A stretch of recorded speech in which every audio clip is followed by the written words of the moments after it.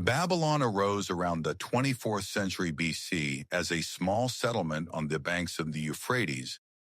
Initially, its role was modest, a center of crafts and trade, where houses were built from unbaked bricks and irrigation was developed.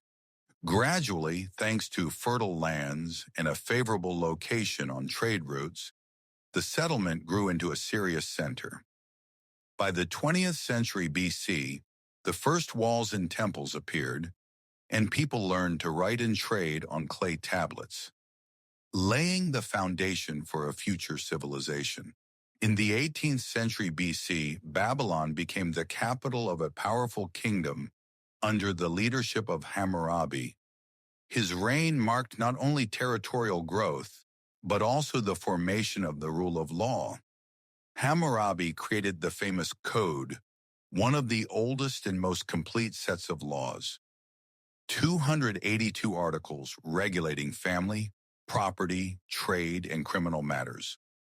The stele with the code was publicly displayed so that everyone knew their rights and responsibilities. This system was progressive.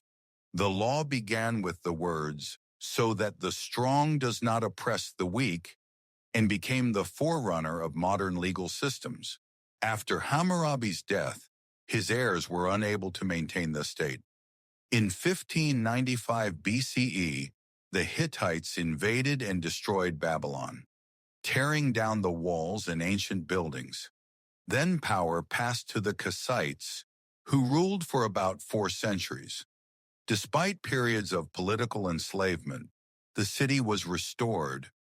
Irrigation systems were revived, cult centers were reactivated, and writing and education were preserved.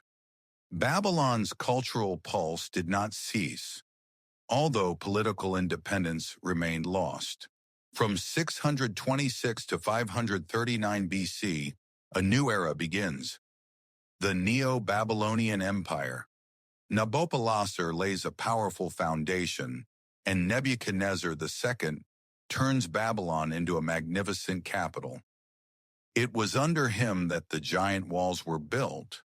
The Ishtar Gate, with its bright blue glazed panels and bas-reliefs of dragons and bulls, as well as the Ziggurat of Etemenanke, a probable prototype of the Tower of Babel. The legendary Hanging Gardens, one of the 7 wonders of the world, add magic to the city. Terraced gardens with waterfalls, flowers, and greenery rising above the streets. The city became the largest in the world. Architecture, religion, trade, and science actively developed. Babylon was not only a cultural and religious center, it was a cradle of science. Its inhabitants developed a base 60 number system, measured a circle in 360 degrees, and divided hours into minutes and seconds. They solved quadratic and cubic equations and calculated the square root of 2 with great precision, as tablets like YBC 7289 show.